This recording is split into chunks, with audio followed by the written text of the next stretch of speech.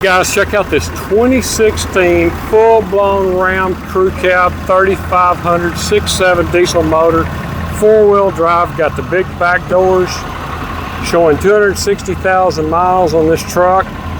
It does have some lights on the dash. They've been using this right here on the county roads, and it looked like knee-deep in rubber right over here in Duval County. You're going to be picking this one up in San Diego, Texas. It's a four-wheel drive.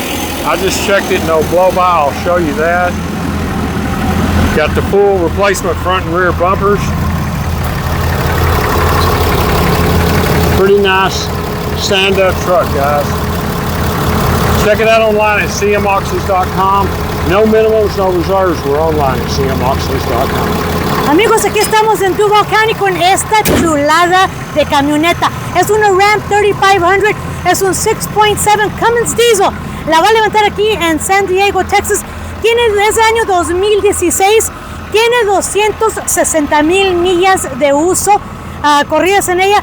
La han estado usando, le han dado su carta de retiro, agarraron equipo nuevo y esta tiene que irse. Nos las han comisionado para esta subasta que empieza el 24 de mayo y termina el 28 de mayo. Los primeros lotes empiezan a cerrar a las 3 de la tarde en la subasta de Duval County. El 24 de mayo abre y cierra el 28. Es una 4x4. Las llantas tienen mucho rubber aquí. La va a levantar aquí en San Diego, Texas, en Duval County para cmauctions.com.